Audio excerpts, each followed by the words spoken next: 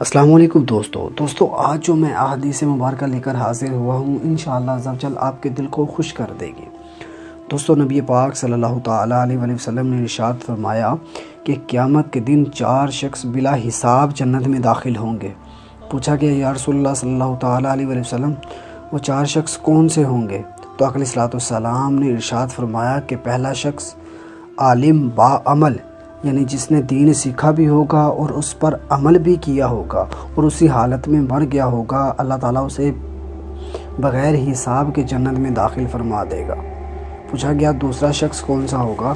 تو آقا علیہ السلام نے ارشاد فرمایا حاجی، جس نے حج کرنے کے بعد موت تک گناہوں کا ارتکاب نہیں کیا ہوگا، اللہ تعالیٰ اسے بلا حساب جنت میں داخل فرمائے گا۔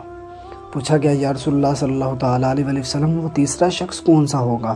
تو آقا علیہ السلام نے ارشاد فرمایا شہید، جو اللہ تعالیٰ کے کلمے کو بلند کرنے کے لیے میدان جنگ میں مارا جائے۔ تو پوچھا گیا یا رسول اللہ صلی اللہ تعالیٰ علیہ وسلم چوتھا شخص کون سا ہوگا؟ تو آقا علیہ السلام نے ارشاد فرمایا سخی، جس نے مال حلال کمایا ہو اور اللہ تعالیٰ کی رضا کے لیے ہی خرچ کیا ہو۔ یہ لوگ ایک دوسرے سے اس بات پر جھگڑا کریں گے کہ جنت میں پہلے کون داخل ہوگا۔